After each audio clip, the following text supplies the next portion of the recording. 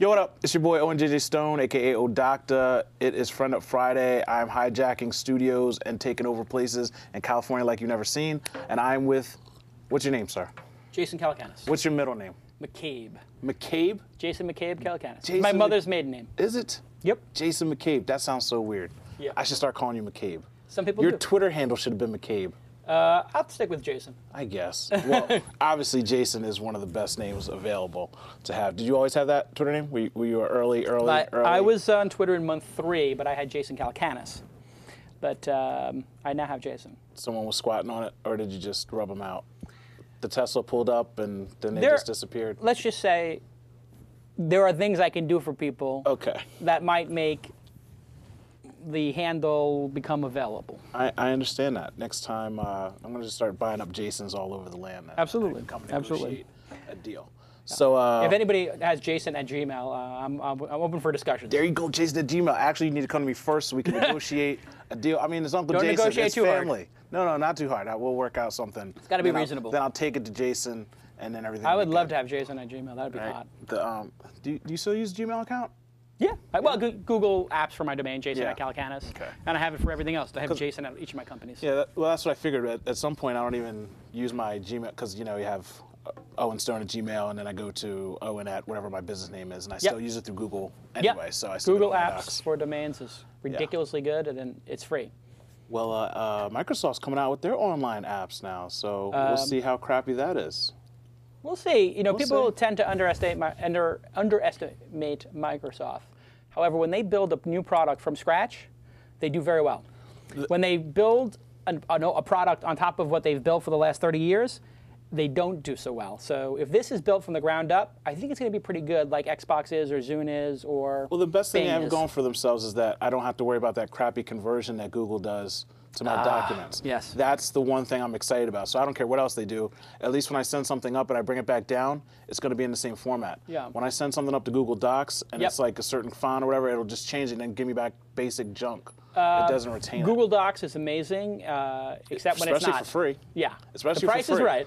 The price is right. The buy-in is good. But sometimes if you're importing, I find it with spreadsheets, it has a tough time. And sometimes it doesn't link. You can't put links that are clickable in the spreadsheet. And sometimes it works, and I don't understand why that is. If you're an Excel junkie, it's not going to work for you. If you're doing like a 1 or 2 tab spreadsheet, it's fine.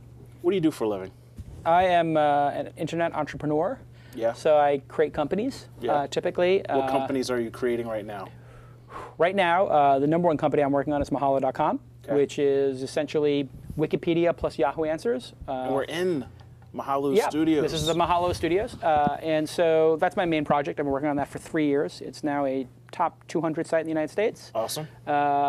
11 to 15 million uniques in the last 6 months or so. Is that real? Yeah. Is that a real number? Yeah. Actually, you're not full of shit, so I actually know when you say something that it's real. I'll pull up Google Analytics for you. I keep talking to people, and they keep telling me their numbers, and I'm like, dude, I can go check, right? Like, there are tools that I can see that you don't have those numbers, especially when people say outrageous things. Like somebody told me the other day, I had 600,000 hits last month, and I'm like, that's a lot, right? Yeah. Like, people would know who you are. Well, and also hits, does that mean you have like 8 images per page and it's 8 hits per page? I mean, there's a lot of nonsense that goes on. Yeah, it's bad. But I just use Google Analytics, and I've always done that, and that shows 11 to 15 million uniques each of the last 5 months. Well, I do a Q&A, so I love Q&A, so that's the one thing. I've got to figure out how to implement some Mahalo questions into my live stream, because I need to get more questions on my show. Anyway, so Mahalo. Yeah. What was before that? Before that, I did a company called Weblogs Inc., which was a blogging company in the early days of blogging. We produced things like Engadget, Autoblog, Joystick, Luxus, Gadling, a bunch of blogs, and we sold that to America Online. And then before that, I did a company which produced the Silicon Alley Reporter magazine, email newsletter, and conferences from 1996 to about 2001. So you're old. I am 39. I'll be 40 this year. I am an old fucking man. Oh, you're not that old. You're not that old. You're old. I feel old. I feel like I'm 55. That's because you do too much stuff. That's right. You're old in the internet game, as far as that's concerned. I know I'm old in the internet game because I am like writing all these curmudgeonly emails about these young whippersnappers that I said I would never write these things, and now I just find myself compelled to write them. Well, that's the thing too. Yeah. For somebody so busy lately, you've been. I've been on a tear. Yes, a very. The other problem is that you're like a 5-year-old. Here we go. Do you agree that you're a 5-year-old?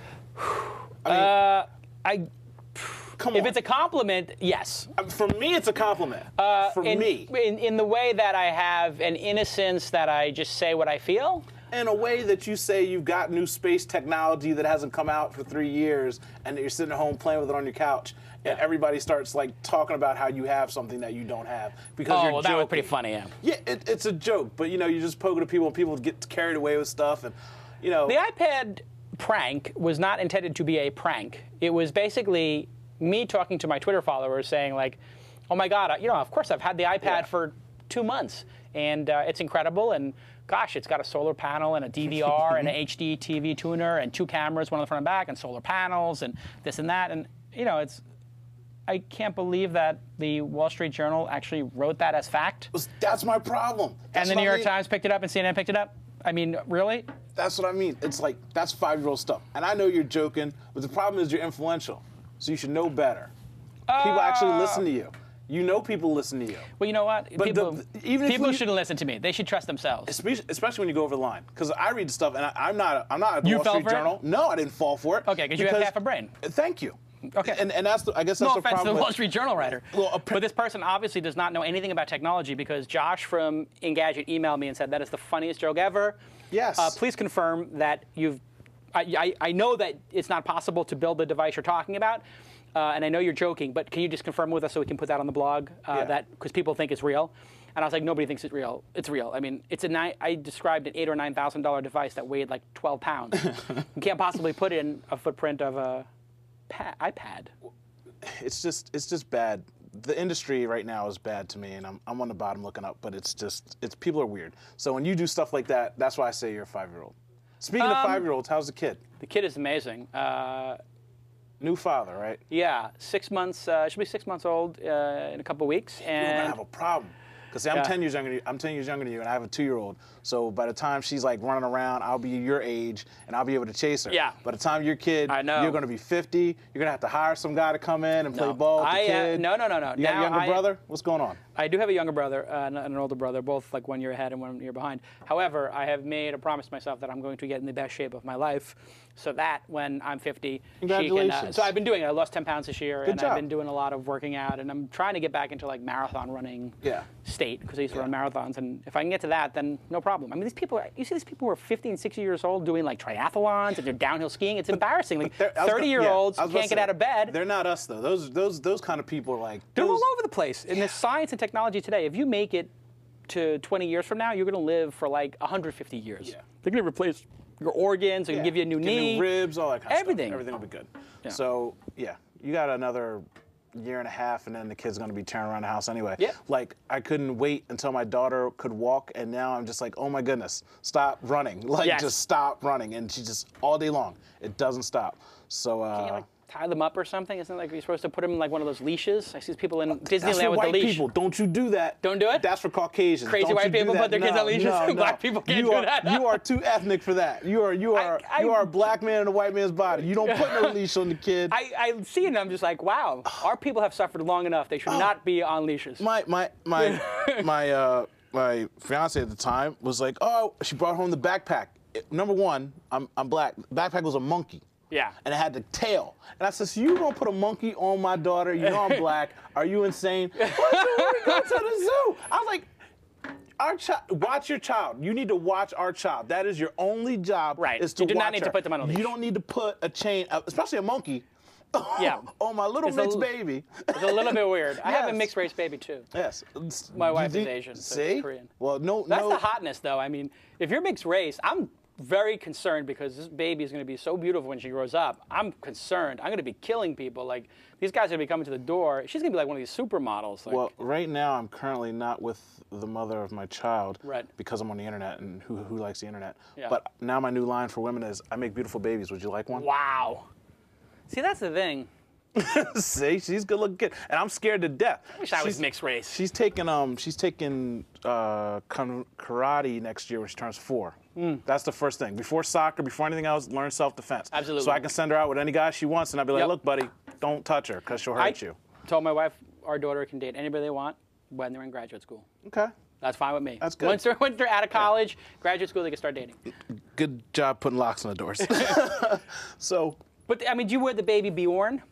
You know where you put the baby in the front? I mean, did you wear it or not? No, I didn't. Did she try to make you wear it? I had to, wait, I actually did wear one of those things. Okay, see, that's the thing. Guys don't want to admit this because see, where I wore it like 4 times. Right. I wore it 4 times. See, times. already you're putting conditions on it. Yes. Because I tried to explain this to my wife. I'm like, where I come from, dads don't carry babies like that. You don't carry it in your hand. If you're going to pick up the kid, you pick them up like a guy. That's it. But I'm not going to put the baby like this, and I'm going to walk around like with the baby on my chest. Have you walked around with the baby for hours yet? Have that's you gone to like go do something she wants to drag you to? A museum? The other problem is... So I've worn it a couple times, and it was not as bad. I kind of liked it because I could talk to her, but you do look like a major dork when you have that BabyBjorn going on. It's bad for the fact that, number one, the baby doesn't know anything. Right. So whenever you have to wear that, you're out there for the woman taking the baby somewhere, and I'm like, the baby's not going to remember. She's not going to know this. No, it's for your wife. Why do we have her out here in this atmosphere for hours? Oh, just carry the baby and shut up. And it's an evil thing. My wife loves when I'm carrying the baby with that. For some reason, it makes her feel like,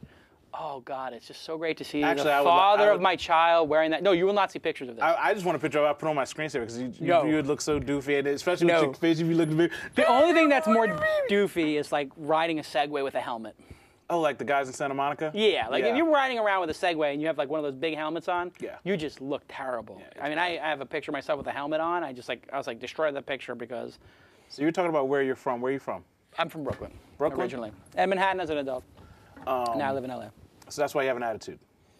Some people say that. No, I don't feel like I have an attitude. No, do I have an attitude? You have an attitude. I've been the same my whole life. You do. And then you grin because you know. you grin because you know. I told you, I was like, Jason's always been nice to me. I don't have any problems with Jason. Not that I've hung out with you that much. Anybody who meets me in person has no problem with me.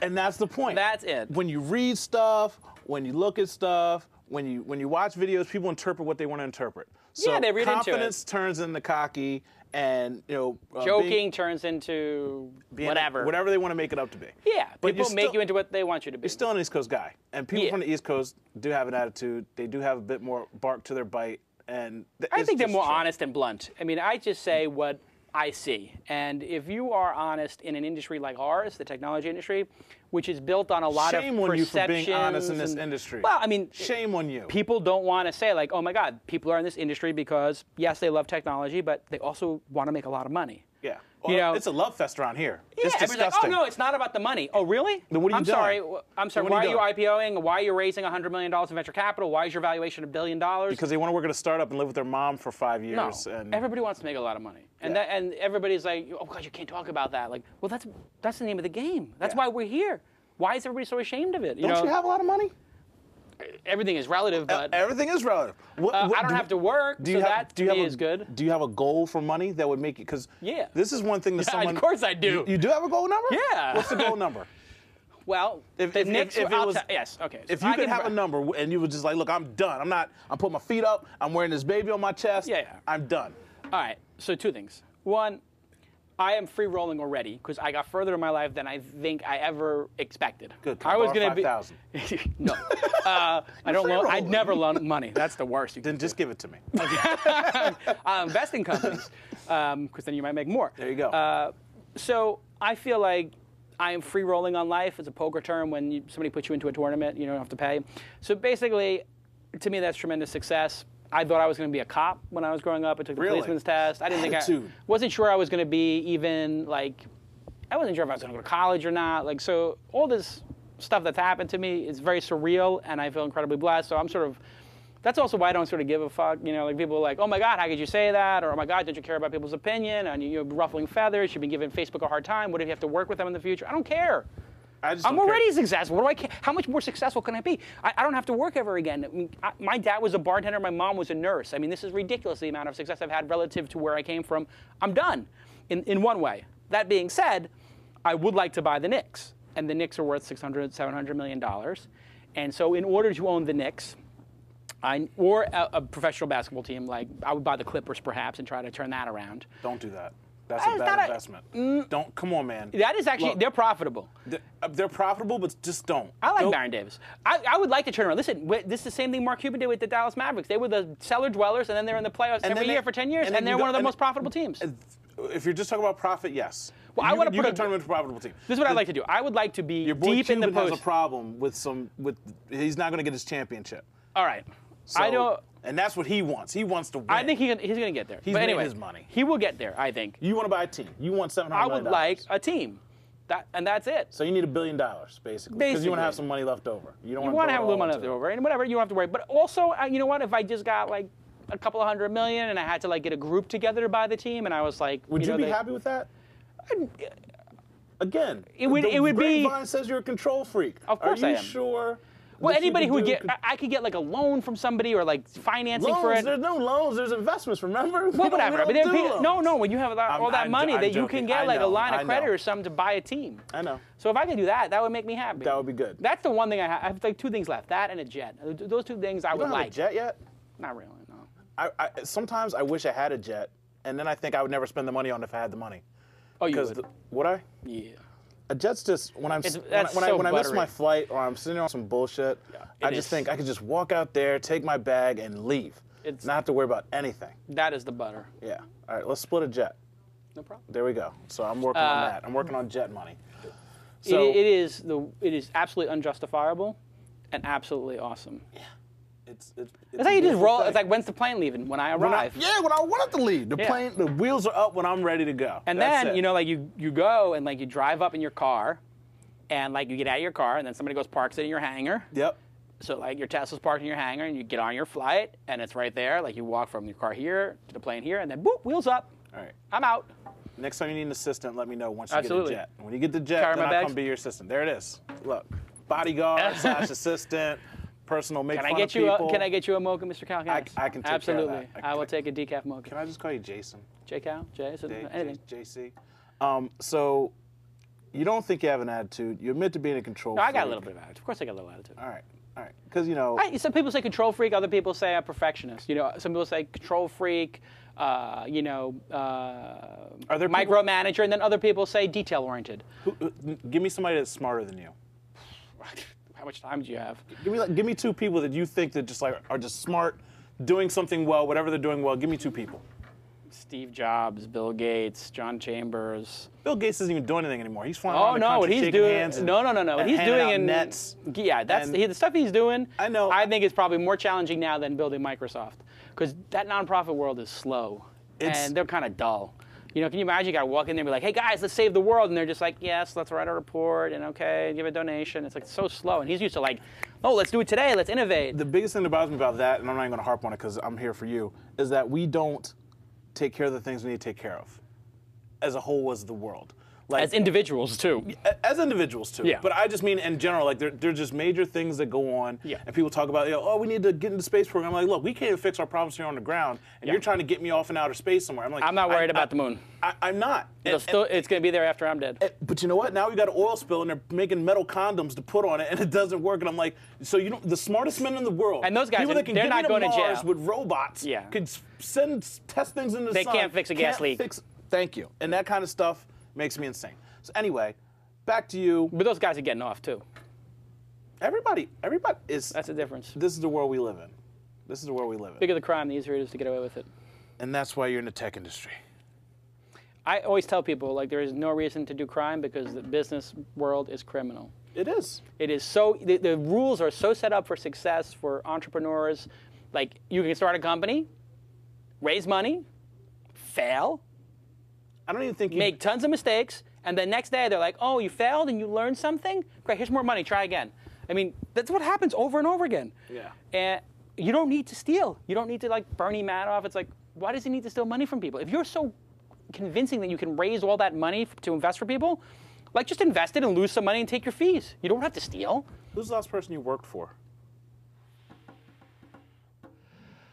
Last person I worked for was when I worked at Sony in 1993 for a guy named Dave Johnson, who was a general counsel. Yeah, good guy? Great guy. Great guy? They tried to fire me 2 or 3 times, and he went to bat for me. Thank you, Dave Johnson. Good job, I was an IT guy. I would do all things in IT that the other IT people would find. And you probably had attitude about it. Why are they trying to get rid of you? What's going on? Well, one time we were installing Lotus Notes in Sony. And so I made friends with the guys at Lotus up in Cambridge or whatever. And they would invite me to like training things and take me out to dinner. It was cool.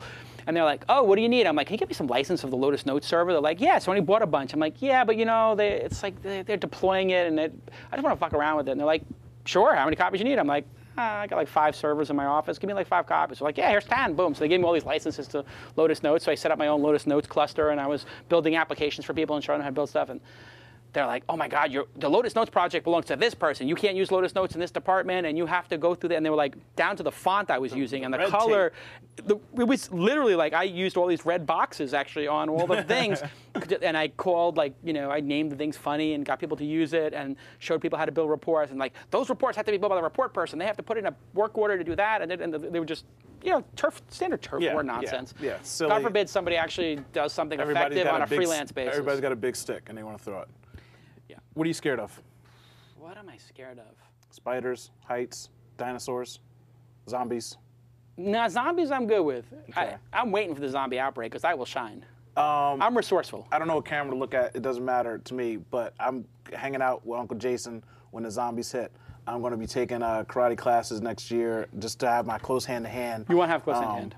Oh, we're going to be safe. I'm still going to get it anyway. Because you see the movies, shit breaks down. Oh, stuff is going to break down. I still got to get a nice kick to the face. Yeah, we got to have redundant systems. Yeah, so we're going to be safe with zombies. Always the gun jams or something. What are you scared of? That's a good question. I'm trying to think of something. I mean, I guess in some ways I'm scared of heights if I was pushed to the edge of a cliff, but not in some like paranoid kind of way. Yeah. Well, you don't want to die. I'm not. Good. Yeah, I'm not scared of. You're not failing. scared of snakes, bugs? I'm not scared of snakes.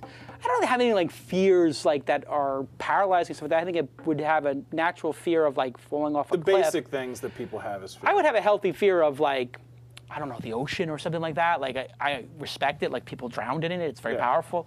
So you're not going snorkeling anytime soon? No, I like that. I like to scuba dive. I don't take risks like I used to. Like I don't speed like I used to. Now you got a family. Exactly. I'm just like.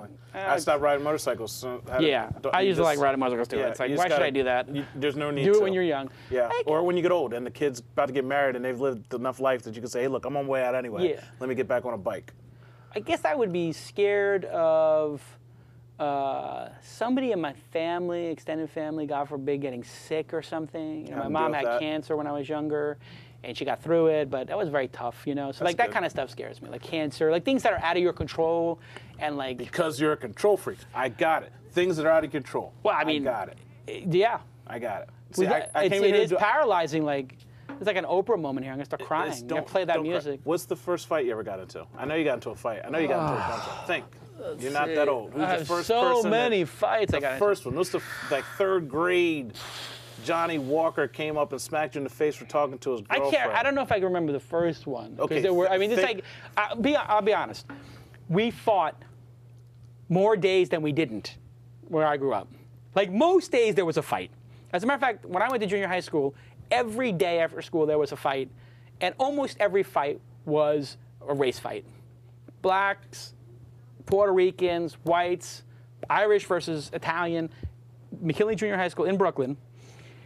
Every day, Puerto Ricans and the blacks and the Irish, the Italian. Every day, a race fight. The joy of the Bronx. This is Brooklyn. And we would go up the hill at McKinley Park, and there'd be 10 Puerto Rican guys and 10 white guys, and everybody would fight. Every day. I mean, nobody had knives or guns or anything like that, so it was just punching each other and stuff like that. Tell me about a fight that you remember that's in your memory bank if I asked you about I got a lot. How much time you got? Just give me one. Give me a good one. Tell me somebody to beat you up. Who smacked you around? I can tell you actually, I can tell you 2 stories then. One was when I was about 12 or 13 years old, this is junior high school, we were on a street, 74th Street in Brooklyn, and it was a very steep street, and so the street would go like this, and then they actually had a staircase. It was a dead-end street, and there were stairs going down that pedestrians could go down, and then it was like the rest of the street, so 2 dead ends. And we were sitting there drinking beers. At 12 or 13, we got a bunch of like nips, you know, the small bottles. Yeah. We're drinking a bunch of nips, whatever. And there's some guy with us who was like an older kid who was like 16 or 17, and a couple of kids walked by, and he throws a beer bottle at them. Of course. Because people were drunk, and he throws a beer bottle. There's like 2 kids, and they're like a half a block away, and it, you know, like misses them by, you know, 10 feet, and they're like, you know, F you, blah, blah, and they leave. We're drinking, and then all of a sudden we're looking down the steps. We're sitting on the steps, and there's like 10 kids walk up. I'm like, uh-oh.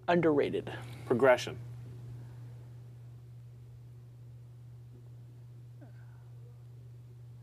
Something's in there. Something right around your brain. Even if it's something dumb like sheets. What is it? Progression. I just was thinking, like, I love that.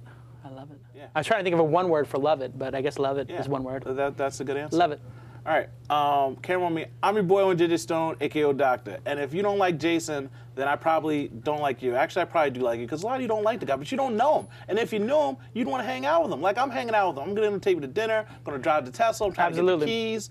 And message to the Jaders.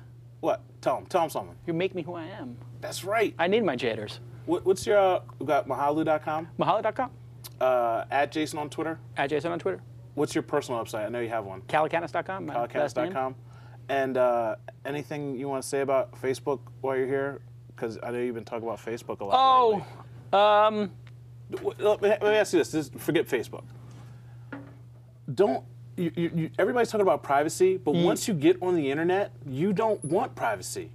You're promoting yourself. You're giving yourself away. Once you get on these sites and you tweet your thoughts, you send out your twit pics, you give out your pictures. As soon as you get on the internet, people that I know that are private say, I'm never going to get on Facebook because I don't want people looking at me or finding me. Once you get on there, do you really want privacy? So can I take your history file from your browser and just publish that for you? Not after last night. All right, so there you got my point. Okay, that I'll take. Okay, so there is at some level though, right? Once you get on the internet, you're. I don't know. I mean, listen. If you live in society, right? Like, you live with other. You're not living on an island, so you choose to interact with other humans. But there is personal time and private time, and then there is social time. And if you choose to live in a big city, you have more of the social time and less of the private time. If you choose to live in the suburbs, or some people live off the grid, more rural, maybe they want a little less of that public, out-facing life. And I think that online, the user should choose. And if I choose not to put my photos out, or I choose like I've been putting photos of my daughter online because I like to share it with my friends and my family, and I don't need to put like privacy settings on it. I don't know if I'll do it forever, but some people choose not to, and and they want to just share it with their mom. So okay, fine. Privacy. I understand the point of it, but at some point, I mean, I wouldn't put anything on there. I mean, the one point I think that you're getting at is I would not put anything on there that I wasn't willing to have compromised. That's the first step. So I don't put anything in email that when I emailed that kid, go kill yourself, you're leaving the company, or whatever I wrote. When I write those emails, it wasn't even that bad. It wasn't that bad. What you just said would have been something that would have been newsworthy. But I said that to somebody just the other day. I told them to kill themselves on email. What is wrong with you? Just the first thing that came to mind, it's just like, oh, kill yourself. What is wrong with you? Like, why do you? Okay. So I do it in some ways to entertain myself. No, okay. So for being an averagely nice guy, knowing that you're a jerk, why do you do that? Why don't you just say, hey, look, you're screwing yourself over, you're leaving. What I did was sort of a joke, because I knew he would publish it. So it was one of these people who were charging companies. And they're just like, oh my God, you're giving us such a hard time, why don't you stop? And I was like, listen, charging companies is unnecessary, it's lame. You guys know it, please don't waste my time, and please kill yourself. And I wrote it because I was like, one, it's funny. It's pretty funny. Whenever I read the crap that comes out, and I'm like, well, why did they even post it? It still amuses me. And then number two is I knew he'd post it, and it would just become even more sort of funny and Jason folklore, like, oh my God, he told this guy to kill himself. And then literally, I said in my Facebook rant the other day to the Jason Nation, Zuckerberg has this, dishonest kind of thing where whatever, blah, blah, blah. Yeah. And he's got this sort of Asperger's-like behavior. And Asperger's is a serious disease. Some people debate how serious it is or whatever, but I'm not a scientist. I can't tell you if it's real or not or how bad it is, but it's definitely, there is something there. And I'm describing his lack of empathy for people. And this guy writes me this whole thing you don't, blah, blah, blah, Asperger's are not bad people. I'm like, I never said that. He's Asperger's, you can't say who Asperger's is. Like, how do you know I don't have Asperger's? Yeah. Number one. Number two, I'm sorry, I didn't realize that you own the dictionary and I have to license the words in the dictionary and get your approval for how I use Asperger's Well, if I said somebody is bipolar-esque, or if I say somebody is whatever, That's the problem with everything. People are really sensitive about everything, about everything. about everything. Ridiculous. Like I was on a show the other weekend. We came up with the word called Gaycist. It means if you're racist against gays. So right, Gaycist. That's hysterical. Now it's hysterical, right? So of course, I'm sure a gay person came up with that. It wasn't a gay person, straight guy. Okay. So you came up with it? No, okay. I had a homicist, and then someone said that sounds dumb. Then they said Gaycist. I was like, that's classic.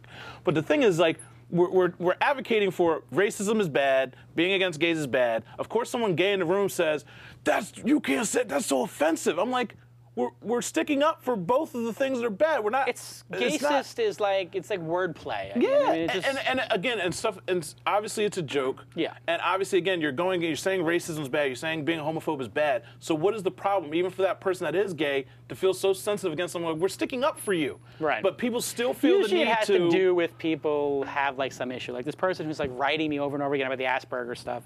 But you know better though. You know what you're doing. Well, you know I was taunting him then by well, no, actually, I didn't think anybody. Not the Aspergers guy. I mean, just what you, whenever you start doing those things, you always like are you throw gas at fires and drive anytime by. Anybody comes at me with like something that's just silly, I just like then I start making fun of them. They don't even realize I'm making fun of them. So I told the guy, like, listen, you are the reader of the piece. It is not your job. It's your job to read the piece and learn something from it, not question the author. I am the writer, and you do not teach the teacher, which is obviously a joke. Like, you can do whatever you want, but I can write whatever I want. Exactly. So I'm basically showing him the intolerance for, him as a reader that he's showing for me as a writer. Like, I'm allowed to use words I want to use. It's like the N-word controversy. Like, and people are like, oh my God, Jay-Z shouldn't say the N-word. It's like, well, he can say whatever the hell he wants. My black friends get mad because you put black people up on your Twitter avatar. People don't know I'm black? They don't know you're black. I grew up a poor black child in Brooklyn. I'm like, he's from Brooklyn, he's black. I'm certified right here, my African. I'm putting out 25% of my blackness to Uncle Jason. Absolutely. I mean, and you put up people that are Jay-Z or Jason, people named Jason that play sports or whatever. Yeah. They're athletes. It's a play on the name as well. Yeah. It's not just you throwing up random. But also, in some ways, I identify with Jay-Z because we're both from Brooklyn, and we both came up. You even link to his freaking videos on your thing instead of yourself. When your Twitter page is linked to someone else giving someone else traffic for a video as opposed to yourself. So, but also, like, Jay-Z's got it right. He's like, the best revenge is success and living the good life, and I identify with that. And anybody who came up and basically had to take what they have and has a lot of people hating on them, like, I identify with that. Like, there's no reason to hate on me. If you would like to be successful, go be successful, and I will write a song about you, and I'll include you in one of the lyrics. But if you want to be a hater, like, what's the point? It's so much energy. That's why actually I take it as a compliment when people become like these obsessive haters. I think like it's the biggest compliment you could have. Like, really, you're spending all your time reading my email newsletter or my videos or This Week in Startups and obsessing on my every word, looking for some little crack to criticize me. Really? I was like a coach. Well, let's flip my that. jaders are coaches. Well, let's flip that right back on you real quick. They make me better. When you put out an email that says something negative to someone, are you hating on that person, or do you care about the person? Because I know how when you have a lot of people work for you, or do you care about the person and say, look, I really like you. You're making a bad move. Don't leave. You're dumb. Damn it. I thought you were better than that. Okay. Or is there's it two things. There's being real and there's being a hater, right? Yeah. So if I just tell it to you straight, I'm just giving you the actual reality of the situation. Now, if I said to that kid, like, for the next 3 months, like, every time I saw him, what a loser you are, oh my God, it's not that bad. You went to a big company, you make more money, congratulations. Yeah. But I just told him how I authentically felt. Yeah. And I think this is a bad career move for you. Okay. And that's it. Yeah. And I'm not going to one shot, that's it. You Yeah. got my feedback. You resign over email at 10 o'clock at night while I'm literally at the Staples Center hanging out with Phil Jackson in his private room with 3 other people talking about the Knicks. Man, I got to get the security carrying the bags job. I can believe it. I had a friend and he's like brought me in and I was like, wow, this is crazy. I'm talking to Phil Jackson about like Bill Bradley and the Knicks winning championships. Anyway, and I'm just like, wow, it's so lame. Like I don't even get the courtesy of like, it's like breaking up over text messages. It's like, just yeah, bad. can I get like a, hey boss, can we have a cup of coffee? Like when you say to your boss, like, hey, can we get a cup of coffee, or can I talk to you for a second? I know you're resigning. Yeah. Of course you're resigning. Like there's no other reason for you to use that voice and not say like, if you're coming up to talk to me about a project, you're saying, hey, can we talk about the X for a minute? Yeah. Or, hey, things are going really well with Y. Can we talk about that? If you come up and you won't say what you want to talk about, can I get 10 minutes of your time? Okay, we know what you're, this is like, there's either I'm leaving or there's I need a raise. It's like one of two things, you know. I accept that answer. When you're brief, you don't harp on it, you don't hang on it. And you're just impulsive and you say things that you feel and you're trying to be honest with people. People think that I'm an asshole. Some people love me and some people, I'm like, look, I just don't lie to people. You know, I was like, I don't have time to lie. There's a certain efficiency and honesty to it that I think some people. It's easy. Well, I think being honest is easier. Like when I do something wrong, like actually when I sent that email and people were like, whatever, I came in here to the team and I said, listen, I'm passionate about things. I actually like that guy. I wish he was still here. And what you saw is just my passion of, you know, hey, this is a really bad career move, which is what I would have told him in person. Yeah. Should I have sent the email? Probably not. And would I send it again? No. Yes, you would. Maybe. You would. Well, actually, the only reason I wouldn't send it again, honestly, is because of the negative impact it might have on the people on the team. Because I don't want it to reflect badly on them because they work hard to build Mahalo. So that's the only time, like, if it was me just on something independent, that's fine, but it does reflect on Mahalo, and there are other people who work here who put in their life into it, so it does make me feel a little bit bad. Okay. So I wouldn't do it again for that reason. But that being said, I did take ownership of it. I own it. Yeah. As a matter of fact, I wrote a 3,000 or 4,000 word piece on it that became a huge dialogue. So typically, if I make a mistake, I look at the mistake and go, how can I take this mistake and make it into something great? That was a mistake, and I made it into something great. Yeah. Lemons can make lemonade. So I'm not going to keep you stuck in here with me any longer. Again, at Jason, Mahalo, Calcast.com. I'm going to link up all that stuff. Thank you for your time. Later, guys.